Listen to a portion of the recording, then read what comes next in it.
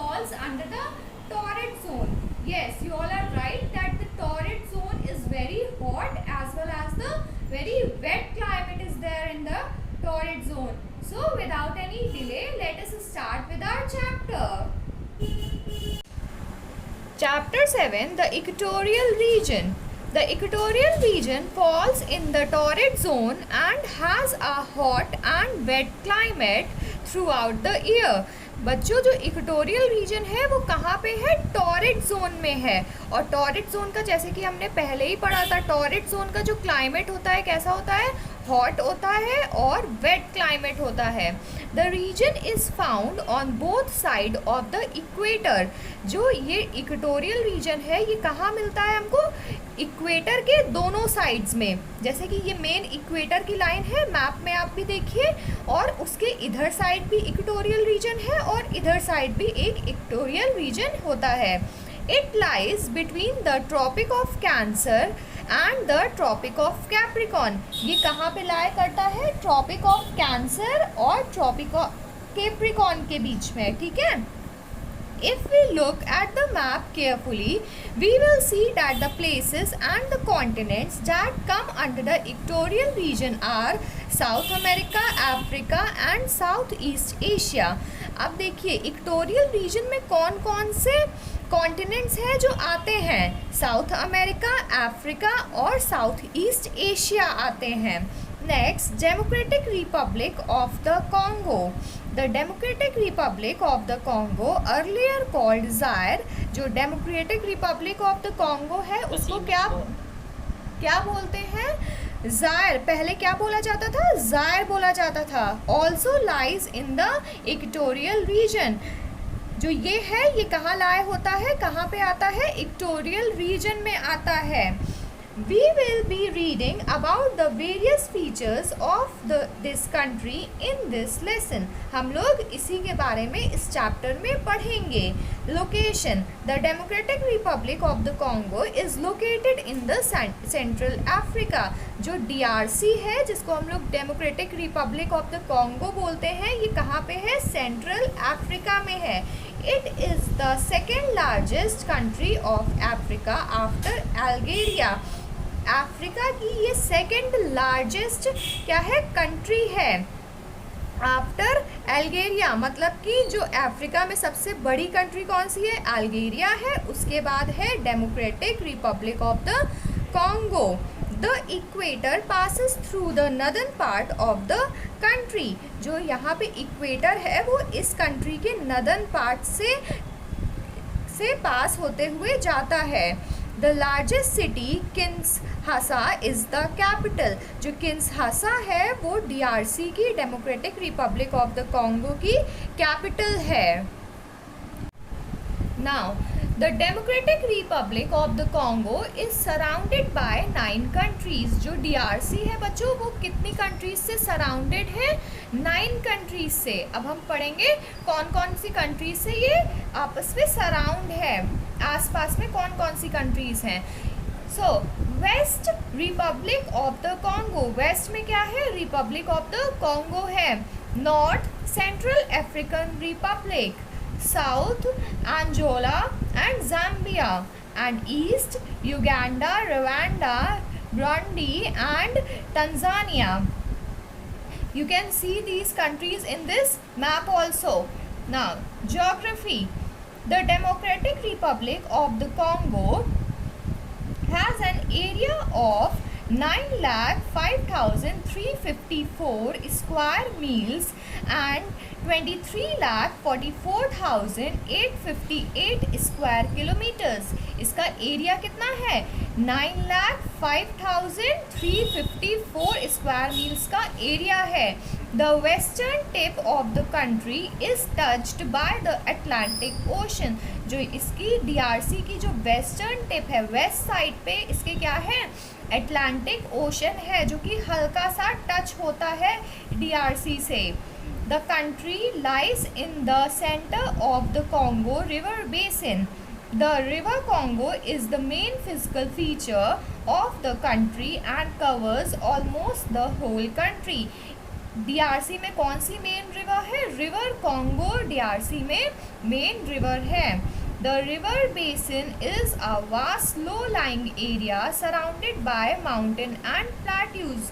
जो river Congo है उसके आसपास क्या है? काफ़ी सारे स्मॉल माउंटेन्स हैं छोटे छोटे से, और प्लेट्यूज भी हैं।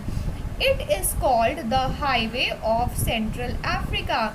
रिवर कॉन्गो को बच्चों क्या बोला जाता है? Highway of central Africa. It is surrounded bye mountains and plateaus. अभी हम लोग ने ये पढ़ा कि जो रिवर कॉन्गो है वो किसके सराउंडेड है, क्या आसपास है उसके? माउंटेन्स हैं और प्लेट्यूज हैं। The Wenzhori Range lies in the northeast Asia and the Mitumba Mountain Range lies in the southeast. जो वेंजोरी रेंज है बच्चों वो डीआरसी के नॉर्थ ईस्ट में है, और जो मितुम्बा माउंटेन रेंजेस हैं वो साउथ ईस्ट में है। किसके? डीआरसी के। डीआरसी मतलब Democratic Republic of the Congo के। Margherita peak is the highest peak in these mountains. जो मैगहरटा पीक है वो सबसे हाईएस्ट पीक है इन सभी माउंटेन रेंजेस में, एट 16,795 फीट और 5,119 मीटर्स, जिसकी की हाइट कितनी है? 16,795 एंड कितने मीटर्स की है? 5,119 मीटर्स की है। Now, the Shaba Plateau lies in the south and the Anjola Plateau lies in the southwest. जो शाबा प्लाटू है वो डीआरसी के साउथ में है, और जो एंजोला प्लाटू है वो डीआरसी के साउथ वेस्ट में है। The country is also known for its 4 lakes. इस कंट्री में डीआरसी में 4 लेक्स भी हैं, जिनका क्या नेम है? Albert, Edward, Kivu and Tanganyika. Next, the climate of the DRC. The Democratic Republic of the Congo lies in the torrid zone and has a tropical climate. We have already discussed the climate of the torrid zone in the previous chapter, page 37. This region has no winter season. बच्चों हम लोग ने इस torrid zone के बारे में काफ़ी अच्छे से डिस्कस कर लिया था प्रीवियस चैप्टर में। और एक बात और है, इस रीजन में, डीआरसी रीजन में विंटर सीजन नहीं होता है। Vegetation, we know that the region receives rainfall throughout the year, so the country is rich in vegetation.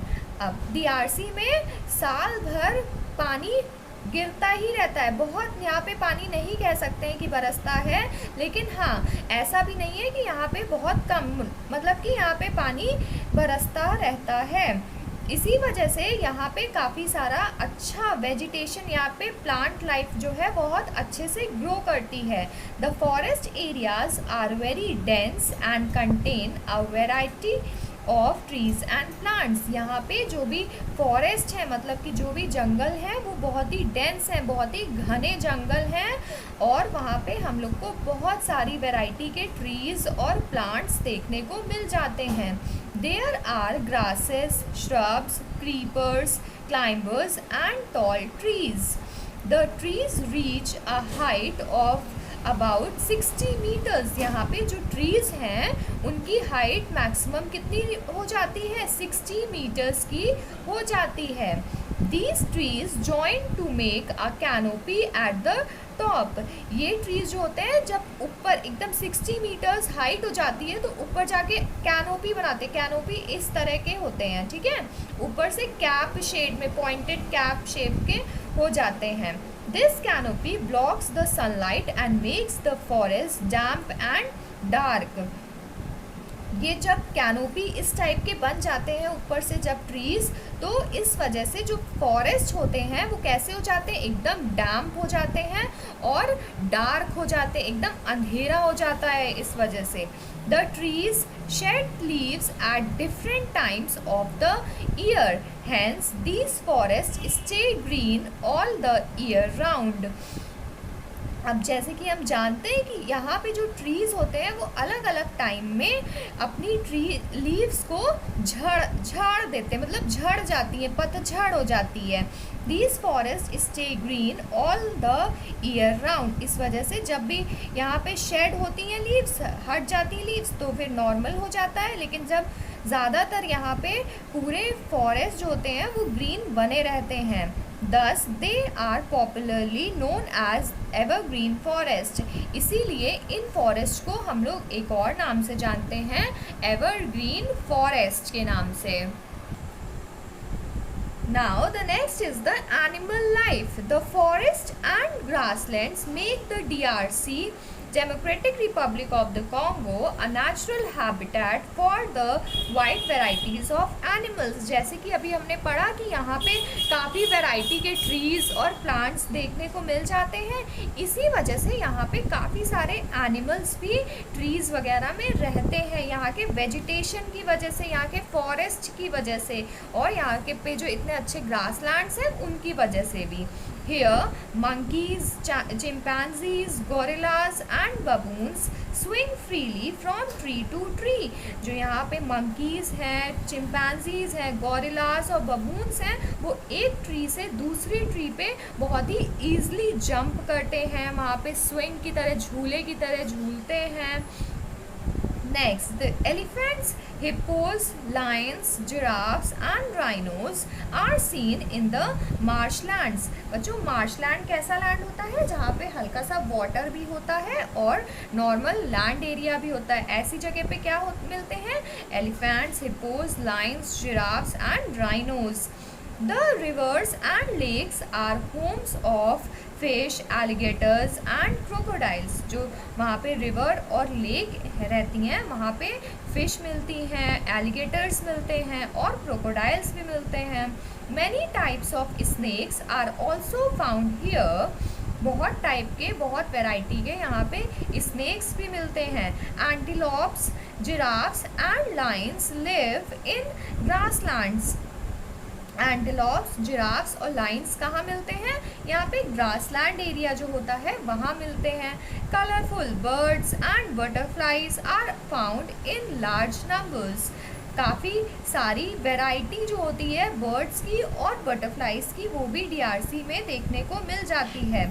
But it is very sad that hunting has reduced the number of animals, thereby making some animals extinct। But एक बात बहुत ही दुख की है कि जो लोग यहाँ पे हंटिंग पर्पस से आते हैं, जो भी एनिमल्स हैं उनका शिकार करने के लिए आते हैं, इस वजह से यहाँ पे काफ़ी सारे जो एनिमल्स हैं वो कम हो गए हैं, और कुछ कुछ एनिमल्स तो है वो कि दिखते ही नहीं है वो एनिमल्स तो अब।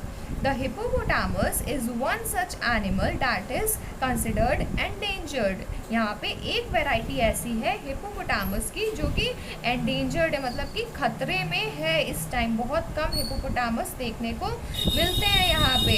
The bonobos and pygmy chimpanzees are found only in this country। और democratic Republic of the Congo में ही सिर्फ बोनोबॉस और पाइगमी चिंपैंजीज ही मिलते हैं। Read to know, the Democratic Republic of the Congo once had the world's largest hippo population, but now they are facing extinction due to poaching। अब देखिए, एक time ऐसा था जब सबसे ज़्यादा हिप्पोपोटामस की पॉपुलेशन DRC में देखने को मिलती थी, पर अब क्या हो रहा है? अब ये जो हंटिंग पर्पस के लिए जो लोग आते हैं वहाँ पे, वो लोग ने इतना ज़्यादा वहाँ पे हंटिंग करी है कि जिसकी वजह से अब वो दिखाई नहीं देते हैं, और बहुत ही एक दो होंगे और उससे ज़्यादा अब दिखाई ही नहीं देते हैं। ठीक है, पोचिंग मतलब hunting. Next, now come to this filling the blanks। The Democratic Republic of the Congo has a dash climate। वहाँ का क्लाइमेट कैसा होता है? Has a tropical climate। तू हिलाती क्यों मम्मी? बस हाँ, 11 मिनट का देखो, 11 मिनट तुम बनाई हो। ये देखो चल रहा है। Now the next is the people and culture। The people of the Democratic Republic of the Congo belong to different cultural groups। यहाँ पे जो लोग हैं वो काफ़ी अलग अलग कल्चर से बिलोंग करते हैं। The region is thinly populated and people are scattered in different villages and town. यहाँ पे जो भी लोग हैं ज़्यादा रहते नहीं हैं, और जो भी लोग हैं रहते हैं तो दूर दूर एरियाज़ में रहते हैं, जैसे कोई विलेज में रह रहा है, कोई अलग टाउन्स में रह रहा है। To work in mines and factories and have also adopted western lifestyles. अब जैसे जो लोग टाउन्स में चले गए हैं उन्होंने क्या अडॉप्ट कर लिया है, कौन सी लाइफ स्टाइल में रह रहे हैं, वेस्टर्न लाइफ स्टाइल में रह रहे हैं। A major portion of the population lives in villages and in the Congo River Basin.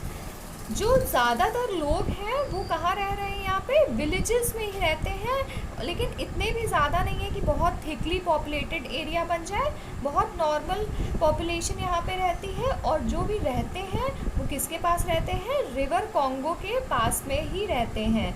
There houses are thatched huts with palm leaves. इनकी हट है, नॉर्मल छोटी छोटी सी हट्स हैं जिसके ऊपर क्या है, पाम लीव्स हैं। The original inhabitants were short-statured pygmies. They are very short, measuring less than 150 centimeter in height. They live in huts and are still hunters and food gatherers. यहाँ पे जो लोग रहते हैं उनको क्या बोलते हैं, पाइगमीज बोलते हैं, और इनकी हाइट क्या है, 150 सेंटीमीटर है। और ये कहाँ रहते हैं, हट्स में रहते हैं, जो कि अभी भी क्या है, हंटर्स हैं और फूड गैदरर्स हैं, हंटिंग करते हैं और जो भी इनको फूड मिलता है वो गैदर करते हैं। और हंट मेनली किस लिए करते हैं, एनिमल्स को उनकी स्किन के लिए करते हैं, फिर वही मीट खुद खाते हैं। Very few pygmies still remain in Ituri forest in the north east. A large number of Congolese are Bantu Negroes। और बहुत ही काफ़ी सारे लोग यहाँ पे क्या है, Bantu Negroes भी हैं।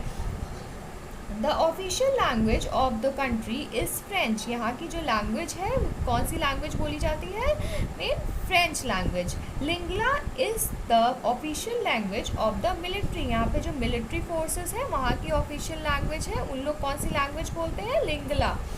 Majority of the people practice some form of Christianity and the remaining still follow traditional African beliefs and other religions। यहाँ के लोग जो है वो कौन सा रिलीजन फॉलो करते हैं, Christianity religion, Christian religion follow करते हैं। और जो ट्रेडिशनल है वहाँ के पुराने लोग हैं वो अफ्रीकन रिलीजन फॉलो करते हैं, और भी काफ़ी रिलीजन्स के लोग भी वहाँ पे देखने को मिल जाते हैं। Next, now come to this MCQ. The official language of the Democratic Republic of the Congo is, yes, French. Now, the economy. The country has rich natural deposits of minerals and is the leading producer of industrial diamonds. यहाँ पे क्या मिलता है, diamonds मिलते हैं, और यहाँ पे नेचुरल डिपॉजिट्स और मिनरल्स भी हैं, काफ़ी सारे मिनरल्स भी यहाँ पे पाए जाते हैं। It also produces about half of the world's cobalt. यहाँ पे कोबाल्ट भी मिलता है देखने को, पूरी दुनिया का में जितना कोबाल्ट है उसका वहाँ पे आधा तो वहीं से ही आता है, DRC से ही आधा कोबाल्ट आता है। अदर मिनरल्स और भी मिनरल्स हैं जैसे कि copper, gold, silver, zinc, manganese, tin, germanium, uranium, radium, iron ore, coal and bauxite. Mining is the chief industry. यहाँ पे जो माइनिंग है वो मेन इंडस्ट्री है यहाँ की। Other industries include cement, paper, chemical, petroleum, soap and textile. और भी जो इंडस्ट्रीज़ क्या क्या है, cement, paper, chemical, petroleum, soap and textile industries भी यहाँ पे हैं। Water is in abundance here. यहाँ पे काफ़ी सारा वाटर मतलब पानी भी यहाँ पे काफ़ी सारा मिल जाता है। Electricity is produce from the Congo River and is also exported to other countries। यहाँ पे वाटर बहुत ज़्यादा मिलता है, इसी वजह से यहाँ पे इलेक्ट्रिसिटी भी प्रोड्यूस होती है, इलेक्ट्रिसिटी भी बनाई जाती है, और यही इलेक्ट्रिसिटी अदर कंट्रीज़ को भी भेजी जाती है। In the past the Europeans exploited the natural resources of the country for their own benefits, that is keeping it under foreign rule for many years. In 1960, the country became independent, but still people have been unable to fully utilize their vast mineral resources. पहले के time में जब Europeans थे तो उन लोगों ने यहाँ के नेचुरल रिसोर्सेज को बहुत ही ज़्यादा मिस यूज़ किया था खुद के यूज़ के लिए, जैसे कि फॉरेन रूल चला आ रहा था यहाँ पे यूरोपियंस का, जिसकी वजह से यहाँ के जो भी नेचुरल रिसोर्सेज थे उनका एक्सप्लॉयटेशन हुआ था, उनको मतलब कि सही से यूज़ नहीं किया जा रहा था। लेकिन फिर 1960 में क्या हुआ कि ये कंट्री जो थी वो इंडिपेंडेंट हो गई, और लेकिन आज भी यहाँ पे सही से लोग नहीं रह पा रहे हैं, क्योंकि अभी धीरे धीरे यहाँ पे डेवलपमेंट प्रोसेस हो रहा है। Industries are not well developed and are based on agricultural raw materials. यहाँ पे धीरे धीरे डेवलपमेंट हो रहा है, अभी बहुत रैपिड स्पीड में नहीं हो रहा है 1960 से। और यहाँ पे किस पे ज़्यादातर डिपेंड करते हैं यहाँ के पीपल? एग्रीकल्चर, रॉ मटेरियल्स पे। Most of the minerals are exported. यहाँ के ज़्यादातर मिनरल्स क्या हो रहे हैं? एक्सपोर्ट हो रहे हैं, बाहर भी जाते रहते हैं। The next is the occupation. Farming is a major occupation. यहाँ पे जो लोग हैं वो क्या काम करते हैं? फार्मिंग करते हैं। Large areas of forest have been cleared for farming. यहाँ का जो फॉरेस्ट एरिया है वहाँ पे काफ़ी बड़े बड़े ट्रीज़ वगैरह रहते थे, तो उन्होंने सबने यहाँ का जो ट्रीज़ है उसको कट करके वहाँ को उस लैंड को फार्मिंग लैंड टाइप का बना लिया है। The chief crops cultivated are rice, maize and cassava. जो यहाँ पे क्रॉप्स ग्रो होती हैं वो है राइस, मेज और cassava. Cassava is a root that is dried and pounded into flour which is use to make bread. यहाँ पे जो कसावा है वो उसकी जो रूट होती है उसको सुखा के और फ्लावर की तरह उसको बना, फ्लावर मतलब एक आटा तरह बना के उसका क्या बनता है? ब्रेड बनती है। Varieties of cash crops such as cocoa, coffee, tobacco, cotton, rubber and oil palm are grown by the farmers and are exported to other countries. और भी सारी जो कैश क्रॉप्स हैं, जैसे कि अभी हम लोग ने ये पढ़ा, ये भी वहाँ के फार्मर्स ग्रो करते हैं और ये सब भी बाहर की कंट्रीज़ में एक्सपोर्ट होती है। एक्सपोर्ट मतलब बाहर की कंट्रीज़ में भी भेजी जाती है। Transport and communication. Transport and communication are major problems in the Democratic Republic of the Congo. यहाँ की मेन प्रॉब्लम क्या है? ट्रांसपोर्ट और कम्युनिकेशन। जो भी चीज़ें एक जगह से दूसरी जगह को ले जाना आना वो ट्रांसपोर्ट होता है, और कम्युनिकेशन मीन्स एक पर्सन से दूसरे पर्सन तक अपनी बात को पहुंचाना। तो यहाँ पे इस चीज़ की प्रॉब्लम है। The industries are situated deep inside the country which makes it difficult for the roads and railways to be built. काफ़ी अंदर पे जो भी इंडस्ट्रीज़ हैं वो सेटल अप हुई हैं, जो कि बहुत ही मुश्किल रहता है कि कोई भी रोड्स बन जाएं या रेलवेज़ बन जाएं। Mining centres are connected by railway and road. जो भी माइनिंग सेंटर्स हैं वो रेलवेज़ और रोड से कनेक्टेड हैं। The most important means of transport here is water transport. यहाँ का मेन जो ट्रांसपोर्ट है जो वर्क करता है सही से थोड़ा, वो है water transport. Air transport is becoming popular. धीरे धीरे एयर ट्रांसपोर्ट भी यहाँ पे बन रहा है। Cities, about 1/3 of the total population lives in town and cities. यहाँ की 1/3 जो पॉपुलेशन है वो कहाँ रहती है? टाउन्स और सिटीज़ में रहती है। The capital city Kinshasa is the largest city with a population of more than 1 million. अब जैसा कि हम लोग ने पढ़ा था कि democratic Republic of the Congo की कैपिटल क्या है? किन्शासा है। तो जो वहाँ की पॉपुलेशन क्या है? 1 मिलियन से भी ज़्यादा लोग वहाँ पे रहते हैं।